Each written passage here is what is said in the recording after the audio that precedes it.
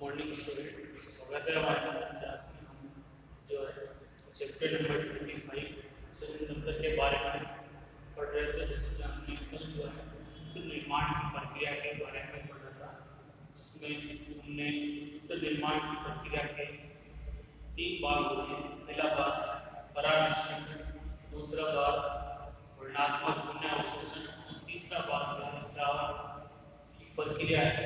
ये उत्तर निर्माण की प्रक्रिया में 3 स्टेप होते हैं। इसके बाद में आज हम पढ़ेंगे कि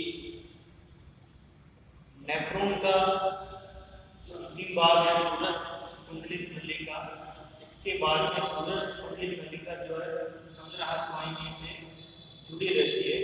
तो संग्राहक वाहिनी में पुनः अवशोषण के पश्चात जो निषेध बचता है उस निषेध को मूत्र कहा जाता है। तो इसका आप बताना है कि संग्राहक वाहिनी के अंतिम भाग में संग्राहक वाहिनी के अंतिम भाग में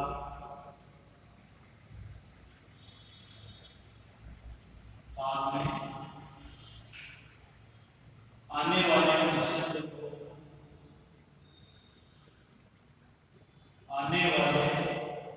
निषेध को मूत्र कहा जाता है।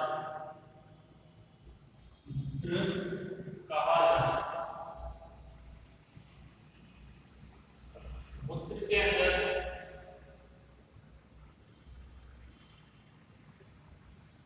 दिन में मनुष्य में 1 से 2 लीटर मूत्र का निर्माण होता है। मूत्र की जो पीएच इसकी पीएच 6 से 8 है। मूत्र की पीएच 6 से 8 होती है, हल्का अम्लीय होता है। मूत्र जो है हल्का अम्लीय होता है। मूत्र का जो हल्का पीला है, मूत्र का हल्का पीला रंग, उसमें उपस्थित यूरोक्रोम वर्णक के कारण मूत्र का हल्का पीला रंग यूरोक्रोम वर्णक के कारण होता है। और मूत्र की तीक्ष्ण गंध, यानी जो गंध आती है तीक्ष्ण गंध, वो अमोनिया के कारण होती है। अमोनिया के कारण मूत्र की गंध होती है। अब मूत्र का जो कंपोजिशन है, मूत्र में 95 से 96% उसमें जल होता है। मूत्र में 95 से 96% जल होता है।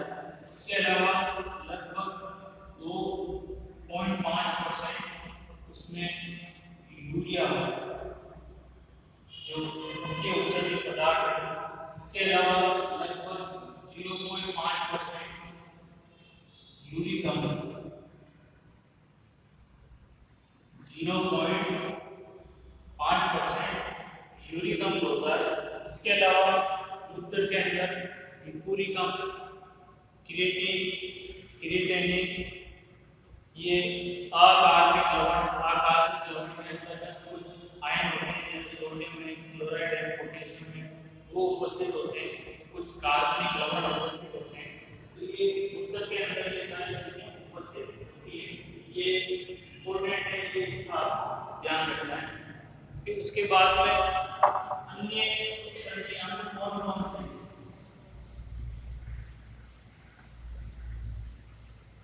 अन्य उत्सर्जी अंग रक्त के अलावा अन्य उत्सर्जी अंग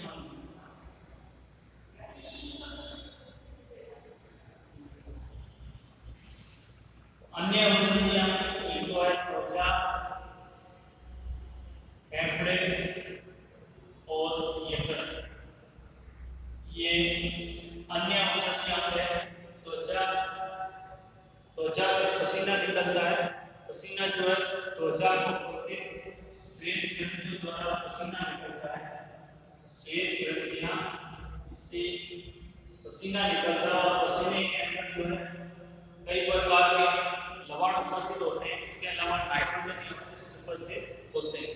तो पसीने के रूप में इन पदार्थों का उत्सर्जन किया जाता है, इससे त्वचा की एक जो है उत्सर्जी अंग है। फेफड़ों के द्वारा श्वसन की प्रक्रिया में कार्बन डाइऑक्साइड गैस बनती है। कार्बन डाइऑक्साइड एक उत्सर्जी पदार्थ है जो श्वसन की प्रक्रिया में बनती है, जिसको फेफड़ों द्वारा आदमी शरीर के बाहर निकाला जाता है। तीसरा जो उत्सर्जी अंग है यकृत के अंदर जो हमने पढ़ा था यूरिया का निर्माण होता है। प्रोटीन के अपघटन से पहले अमोनिया बनती है और अमोनिया से यूरिया बनता है। तो यूरिया का निर्माण यकृत के अंदर होता है। इसके अलावा यकृत के अंदर जो है पित्त लवण जो है उनका निर्माण भी होता है। तो ये अन्य यकृत में यूरिया का निर्माण होगा। तो ये अन्य उत्सर्जी अंग है त्वचा, फेफड़े और यकृत।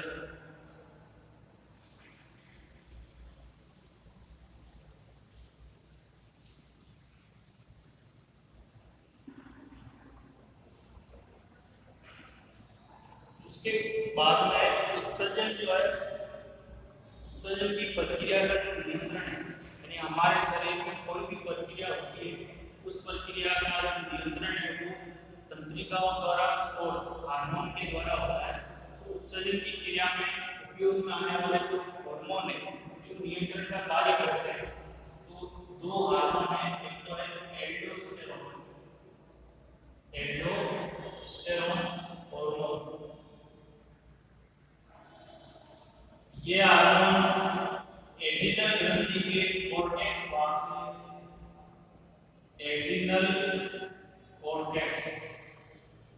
से स्रावित होता है।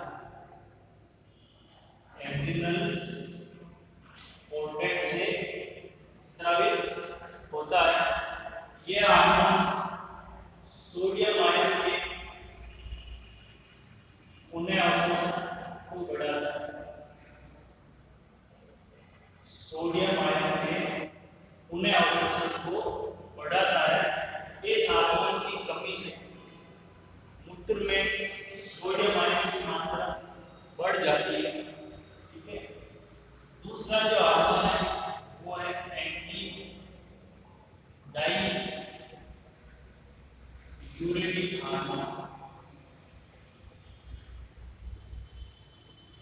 एंटी डाई यूरेटिक हार्मोन, इसको वेसोप्रेसिन भी कहा जाता है। वेसोप्रेसिन शॉर्ट में इसको एटीएच एंटी डायूरेटिक हार्मोन। ये हार्मोन एंटी डायूरेटिक हार्मोन जो है ये पीयूष ग्रंथि द्वारा स्रावित होता है। पीयूष ग्रंथि द्वारा स्रावित होता है और पीयूष ग्रंथि जो है मस्तिष्क में स्थित होती है। इसका जो कार्य है कि यह जो दूरस्थ कुंडलित नलिका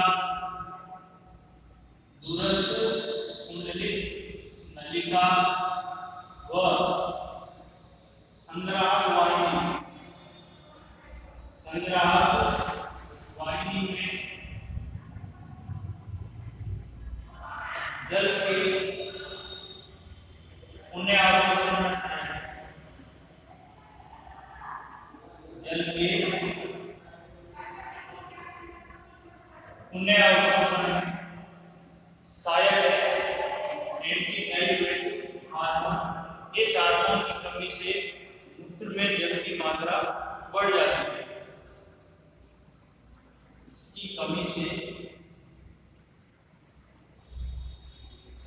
मूत्र में जल की मात्रा बढ़ जाती है, वृद्धि हो जाती है। और जल की मात्रा में वृद्धि होने पर व्यक्ति को बार-बार मूत्र लगता है, जिसे बहुमूत्रता या पॉलीयूरिया कहा जाता है। तो ये जो है दो हार्मोन है उनसे संबंधित एल्डोस्टेरोन हार्मोन और एंटी डायूरेटिक हार्मोन। इसके पश्चात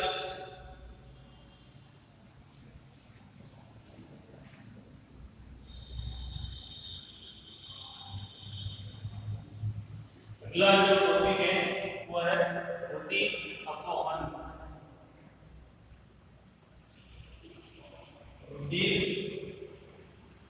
अपवहन हेमोडायलिसिस।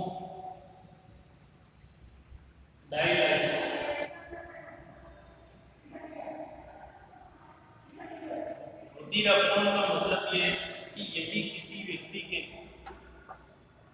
व्रत सही ढंग से कार्य नहीं कर रहे हैं, दोनों व्रत, तो उस व्यक्ति के रक्त में यूरिया की मात्रा बढ़ने लगती है।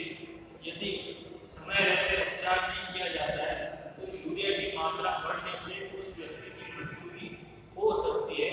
तो इसके लिए डायलिसिस किया जाता है। डायलिसिस एक जो है कृत्रिम वृक है, आर्टिफिशियल किडनी की तरह कार्य करती है। आर्टिफिशियल किडनी यानी हमने पढ़ा कि हमारा जो वृक है, वृक जो है रक्त में से सजीव पदार्थों को अलग करने का कार्य करता है। तो ये जो आर्टिफिशियल किडनी है ये भी रक्त में से जो हानिकारक सजीव पदार्थ है उनको अलग करने का कार्य करती है। तो इसके लिए क्या किया जाता है कि जो रोगी व्यक्ति है उसकी एक धमनी में से रक्त को निकालकर कृत्रिम वृक में डाला जाता है। कृत्रिम वृक जो है इस प्रकार का होता है कि उसमें नलिकाएं होती हैं इस प्रकार से।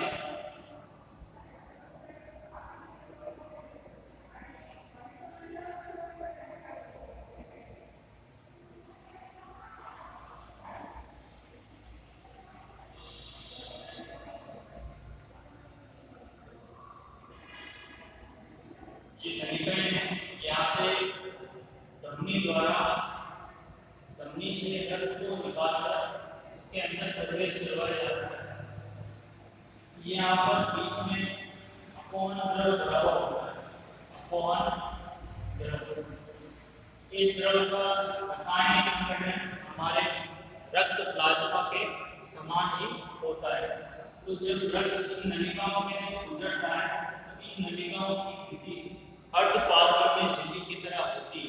तो इस कारण से रक्त में उपस्थित जो हानिकारक उत्सर्जित पदार्थ है वो हानिकारक उत्सर्जित पदार्थ नलिकाओं में से निकलकर अपवहन द्रव में आ जाते हैं। फिर शुद्ध रक्त को यहाँ से होते हुए वापस उस रोगी व्यक्ति के शिरा में डाल दिया जाता है। तो इस प्रकार से डायलिसिस की प्रक्रिया की जाती है जिससे रोगी व्यक्ति जो है उसके रक्त में उपस्थित यूरिया या हानिकारक उत्सर्जित पदार्थ है उनका फिल्टर किया जाता है। ये प्रक्रिया महीने में 1 या 2 बार की जाती है जिससे जो व्यक्ति है उसका जीवन जो बचाया जा सकता है। यदि किसी व्यक्ति के केस में उसके दोनों व्रत कार्य करना बंद कर दें और ऐसी स्थिति में उस व्यक्ति को किसी दूसरे व्यक्ति की किडनी या व्रत उसको लगाया जाता है, जिसको किडनी ट्रांसप्लांटेशन या व्रत प्रत्यारोपण कहा जाता है। तो व्रत प्रत्यारोपण में क्या करते हैं कि जिस व्यक्ति की दोनों किडनी फेल हो गई, काम करना बंद हो गई है, उस व्यक्ति के निकट संबंधी यानी उसके परिवार में से किसी व्यक्ति की किडनी लेकर उस व्यक्ति को लगाई जाती है। तो किडनी देने वाला जो व्यक्ति है उसको दाता डोनर कहा जाता है। तो डोनर जो है कि आदमी जो है 2 किडनी में से 1 किडनी दान दे सकता है। इसके अलावा कोई व्यक्ति मरने के बाद जो है किडनी दान कर सकता है। तो मरने के कुछ समय पश्चात उसकी किडनी जो है लेकर के दूसरे व्यक्ति को लगाई जाती है। इस प्रक्रिया को किडनी ट्रांसप्लांटेशन कहा जाता है। व्रत प्रत्यारोपण करते समय जो रोगी व्यक्ति का जो शरीर है उसका जो प्रतिरक्षा तंत्र है वो दूसरे शरीर के अंग को स्वीकार नहीं करता है। इस कारण जब किसी रोगी व्यक्ति को अगर किडनी लगाई जाती है तो लगाने से पहले उस रोगी व्यक्ति का जो प्रतिरक्षा तंत्र है उसको विशेष प्रकार के मेडिसिन द्वारा उसके प्रतिरक्षा तंत्र को कुछ समय के लिए निष्क्रिय किया जाता है ताकि वो दूसरे शरीर के जो अंग किडनी है उसको स्वीकार कर सके। इसको कहा जाता है वृक्क प्रत्यारोपण या किडनी ट्रांसप्लांटेशन। फिर इसके बाद में इस चैप्टर में लास्ट में उत्सर्जन से संबंधित कौन कौन से रोग हैं।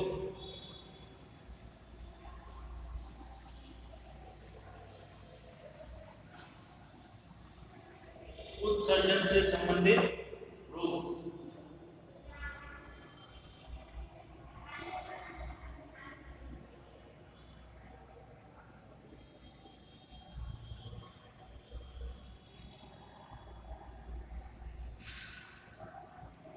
इसमें पहला जो है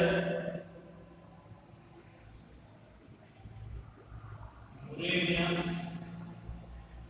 यूरेनिया का अर्थ यह है कि मूत्र के अंदर यूरिया की मात्रा का बढ़ जाना, इसको यूरेनिया कहा जाता है। यदि रक्त में यूरिया की मात्रा बढ़ जाती है तो उससे रोगी की मृत्यु भी हो सकती है। दूसरा है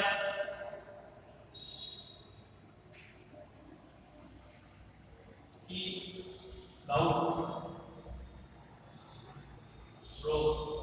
गाउट रोग जो है ये संधियों में, संधि का मतलब है जो पैरों के जो जॉइंट है वह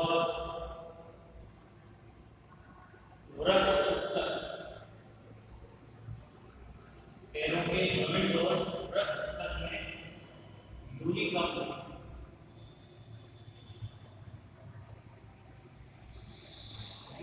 यूरिक अम्ल जो है ये जम जाता है, जिससे जो है इनमें हाथों पैरों में जो जॉइंट है वहां पर दर्द होने लगता है, इसको गाउट कहा जाता है। गाउट रोग जो है यूरिक अम्ल के कारण होता है। तीसरा जो है वो है पथरी, किडनी स्टोन। किडनी स्टोन पथरी जो है ये वृक्क श्रोणी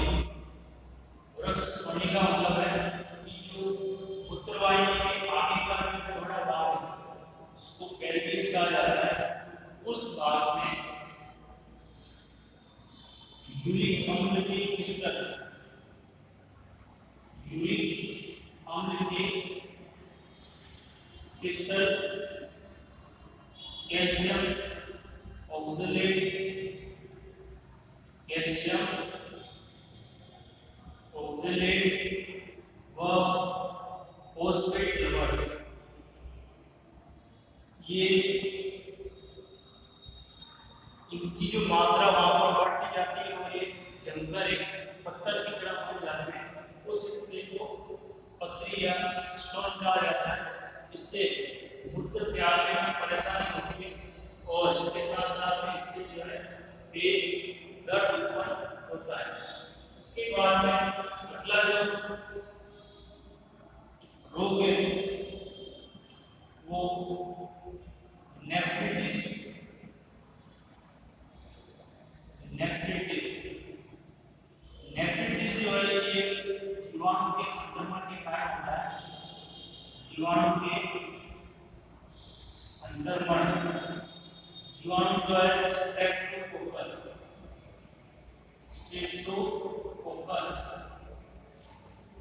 जीवाणु के संक्रमण से जो नेफ्रॉन के अंदर जो ग्लोमेरुलस इसमें सूजन आ जाती है। ग्लोमेरुलस में सूजन आ जाती है और इसकी जो विधि है उसकी पारगम्यता बढ़ जाती है। ग्लोमेरुलस की विधि की पारगम्यता बढ़ जाती है। इससे क्या होगा? ग्लोमेरुलस की वृद्धि की पारगम्यता बढ़ने से रक्त में से जो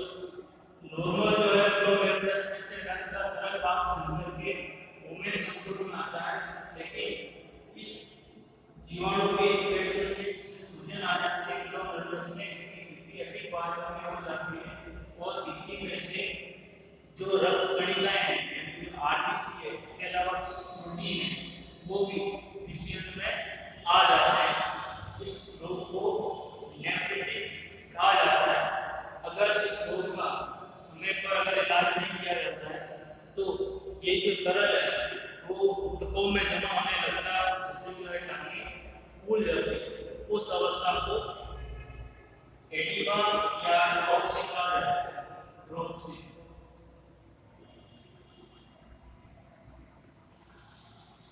एडिमा या ड्रॉप्सी कहा जाता है। इसमें क्या होगा कि जीवाणु के संक्रमण के कारण जो तरल पदार्थ है वो ऊतक में जमा हो जाता है और रोगी व्यक्ति की टांगें फूल जाती है। इसके अलावा और जो अन्य रोग हैं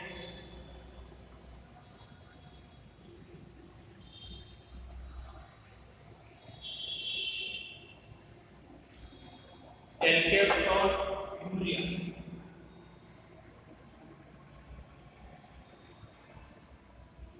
एल्केप्टोन्यूरिया इसमें मूत्र के अंदर मूत्र में एल्केप्टोन का पाया जाना। एल्केप्टोन्यूरिया कहलाता है जब इस यदि किसी व्यक्ति के मूत्र में एल्केप्टोन पाया जाता है तो मूत्र त्याग के समय जब ये एल्केप्टोन वायु के संपर्क में आता है, वायु के संपर्क में आता है तो मूत्र जो है काले रंग का दिखाई देता है। मूत्र काले रंग का दिखाई देता है। उस अवस्था को कृष्ण मूत्र रोग कहा जाता है। ब्लैक यूरिन डिजीज, कृष्ण मूत्र रोग, ब्लैक यूरिन डिजीज। ठीक है, कृष्ण मूत्र रोग जो है किसके कारण होगा? एल्केप्टोन के कारण कि मूत्र में आपकी एल्केप्टोन उपस्थित है तो मूत्र त्याग के समय जब ये एल्केप्टोन वायु के संपर्क में आता है तो मूत्र जो है काले रंग का दिखाई देता है, इसको कृष्ण मूत्र रोग कहा जाता है। इसके अलावा यदि मूत्र में ग्लूकोज अधिक मात्रा में पाया जाता है तो उसको ग्लूकोज यूरेमिया कहा जाता है, जिससे मूत्र में ग्लूकोज की मात्रा अधिक पाई जाती है। इसके अलावा और भी जो है उत्सर्जन संबंधी रोग है, ये कुछ प्रमुख रोगों के बारे में आपको बताया गया है। इसी के साथ में ये हमारा जो चैप्टर है 25वां चैप्टर ये समाप्त होता है।